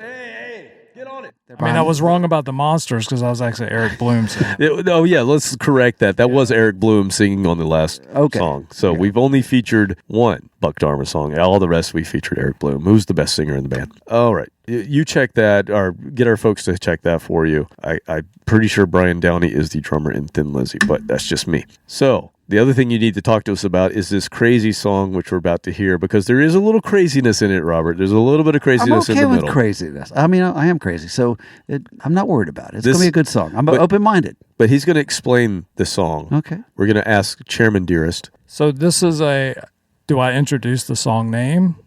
I think Chairman Dearest, you should, Chairman Dearest. So this is a song called Joan Crawford. Joan Crawford. Joan Crawford. Is it about wire coat hangers? Yes. Did you ever see Mommy Dearest? Oh, yeah. That freaked me the hell out. Yeah. I was very worried about what was in my closet. It was a freaky movie. Yeah, that was. That scared the shit. My mom watched that, and I remember watching it with her. Like, is this lady for real? I'm like, don't get any ideas. this is not a how-to video. She beat her. The scene that I remember is she's beating her crap out of the child girl. with Yeah, the girl wire with coat wire hangers. coat hangers. Screaming, no more wire coat Because hangers. that's what you get back from the dry cleaner. cleaners. And she wanted those to be The thrown fancy away. cloth covered one, Right, yes. right. No, we were not rich. We had wire No. coat hangers. That's all we had. Because that's, what do you roast hot dogs on? Go get some wire coat hangers. That's literally all I had in my closet was wire we coat didn't have hangers. any I didn't know there was fancy another kind of coat hanger. No, that's why I was worried. I'm like, oh crap, that's all I got. I'm getting the crap beat out of me. No wire hangers! What's wire hangers doing in this closet when I told you no wire hangers ever? A daughter who cares as much about the beautiful dresses I give her as she cares about me. What's wire hangers doing in this closet? Answer me! Christina, get out of that bed. Get out of that bed. You live in the most beautiful house in Brentwood, and you don't care if your clothes look hunchbacked from wire hangers. Surprise, motherfucker. Okay, Rick Downey. Yes, there we go. So the Son of Morton Downey. The video for Joan Crawford was actually banned from MTV for sexual explicit material. I mean, this was what, 81. Yeah. They would get over that a couple of years later. Well, think about what was big in 81. I mean, isn't that when Thriller and everything else was out? Oh, I have no idea. No. Was that 82? Thriller that was 82. 82. I wasn't born yet. I don't know. You weren't born yet. No. My ass. All right. Anything else about Joan Crawford before we get into this? I just love the freakiness of the song. So is that YouTube? It's just cool. Is it too risque for YouTube? No, you can watch it on YouTube. No, I mean, it's by today's standard, I imagine it's probably not that bad. Yeah. Okay. It's weird, but It's a strange video, though. Very bizarre. It's weird, but it's cool. Okay. You have my interest. Which is what you can say about Blue Oyster Cult. Yeah, really. exactly. It sums up their career. Yeah, they're in weird one but video. cool. Yeah. Maybe not to Robert. Except for Robert. 'cause You're he weird.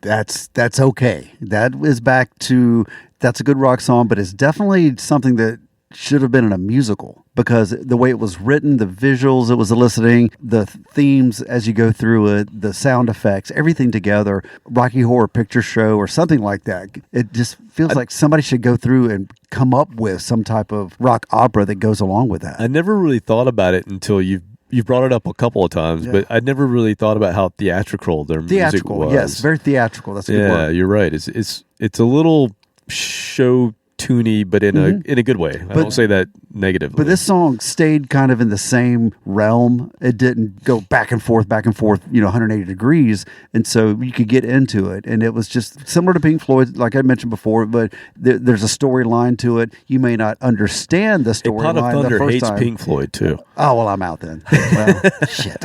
What? I thought you were going to go to there. Well, they're not going to hire me if I like Pink Floyd. Yeah. So, but yeah, so that one I would like to hear before and after to see conceptually what that flowed into the next song, because as we know, that was my pick actually. Was it? Originally, my pick was it flows directly into the last song. Okay, it's almost like you kind of have don't to turn your play back them together. Yeah, they're really good. But yeah, so it definitely, you pick one song out of an album like the previous one, it might stand out in a bad way, but conceptually with a whole album together, it may be okay. It may not be as jarring. Okay, not a fan of Monsters. I think he's driving that home. Not a fan of your pick there with Monsters. I've disappointed him. So. But you did all right with Joan Crawford. That redeemed it. So a song about beating your child with co-hangers. Yeah, that's fine. That's perfectly fine. We're gonna see how many wire hangers you've got in your closet. But that whole record is amazing. Like, that was a hard one to choose from, because like almost every song on that is just so good. There's not a throwaway song on it. Nope. And they were writing to try to get a song or two onto the heavy metal soundtrack, the movie Heavy Metal. And they even have a song called Heavy Metal Black and Silver, and they didn't choose that song. They chose a different one. But they wrote, I think, 3 or 4 songs, and you can tell just the visual you get from the lyrics. They were writing it for the movie, but for whatever reason didn't get selected, but they still put the album out, which is great. And what a way to finish that original lineup, right? What I think, this is my favorite record. My favorite record as well. This is the one for me. You had to pick a second one. What would be your second? Secret Treaties. Secret Treaties would be mine as well. And then I would go probably to the first one. Yep. And then I would probably go to Erectus. Yeah! Hello. Yeah. Yep. Yeah, I think you're right. Agents of Fortune, I would probably leave for last. Nah. No, Mirrors. Mirrors would be last. Sorry. Yeah, Mirrors last. Yeah. Okay. So, Robert, I don't know if we've intrigued you enough to go listen to more, or if you're like, yeah, I've heard enough. No, you ended on a good enough song where I am intrigued. I want to go more. Okay. Like I said, that other song I didn't like, but in context, it may make more sense. And so I want to give the whole album a listen. I may skip a couple of albums, but the stuff that's more familiar. Yeah, skip Mirrors. Yes. Even though Cousin Steve said it's the best, I would just skip it, man. I'd skip it. Gotta listen to Mirrors, man. This is the best not sure one about his judgment. I mean, he ended up arrested.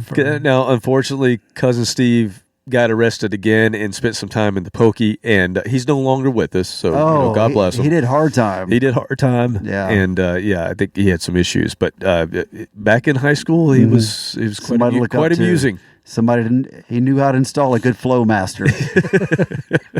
Yep, smoke rise, custom exhaust. Anyway, God, that's worthy of a movie right there. Speaking of movies, so now part 2. Where we go from here, it gets even weirder and just out there. So we'll save that for another year. Okay, yeah, let's put some space. Let's not rush into it. Space on this one. Yeah. But that's what we got for you. That's Blue Öyster Cult Part 1. And Chairman, thank you for giving us the okay, man. Yeah, in person. Yeah, in person. Nonetheless. Hopefully. And thank you for letting me represent one of my favorite bands that no one ever likes. Hey, man, I'm with you. I love them. I absolutely love them. They're on my battle vest, so that means something. But Robert, I highly recommend digging into some of their other stuff. Oh, I'm going to, man. I got Spotify now. I'm in the big league. I can listen to anything and not pay for it. Yeah, exactly. Not today. Oh, yeah. They're back on. I made a phone call. I'm like, what'd you do on music, man? Well, did you get shut off? No, they went down worldwide. Yeah. Oh, I see. I was looking. I wouldn't know because I don't. You own do the music, that. yes. No, I was searching for something and it just blew up the whole system. It was you. Yeah, I Of course, it was you. Yeah, I got in there. I was like, "What does this button do?" What's this button that says "Don't push"? Don't push the button. All right, man. Well, anything else, Tony, that we need to know? We have the Tonys coming up later in the year. Yeah, You've this given is us some good selections so Man, far. this is the hardest year ever. Well, of course it's hard. It's heavy and hard, man. They just the metal releases this year have been incredible. Yeah, That's a good problem to have. I get like 3 or 4 a week. It's gonna be hard to pick 7. is. Well, we've rented a bigger venue this time, so I got a few we in gotta mind. fill it up. Yeah. I got a few in mind I already know are going to make the cut. So Okay. All right. Well, that's coming up in the summertime. Yeah, I don't envy you having to make those choices. No, it's tough. tough That's why you get paid the big bucks. The committee's going to have a tough time. the big bucks. Committees. All right. Is my limo still out there? Yeah, I think you're ready It's to been go. idling yeah. the whole time. Yeah, cousin Steve, he put a new exhaust on it. So. I can hear it. With the lift. I'm going to have a lifted Cadillac. Hell yeah. All right, man. Well, thank you, Tony, you. for Thank you coming on the again. show Yeah. again and giving me at least a really good listen through this band that I love as well. Giving me some entertainment. That's all. And giving Robert a reason to go eat. Hunger pains. Exactly. So until next time, people. See you later.